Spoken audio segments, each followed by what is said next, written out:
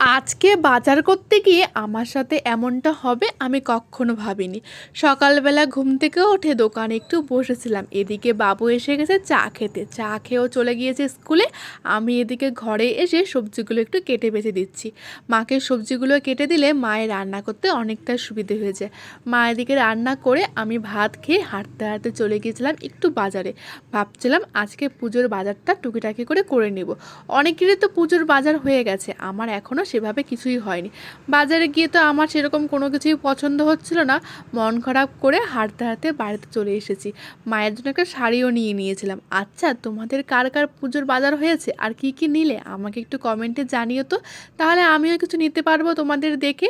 বাড়িতে এসে দেখলাম মা খিচুড়ি রান্না করছে। আজকে তো বৃষ্টি হচ্ছিল, তাই মা গরম গরম খিচুড়ি রান্না করেছে। সবাই মিলে রাত্রে ডিনারটা করে নিয়েছে। আমার বাবা তো ক্যামেরার সামনে আসতে পছন্দ করে না, তাই লুকিয়ে ভিডিওটা করে নিয়েছিলাম।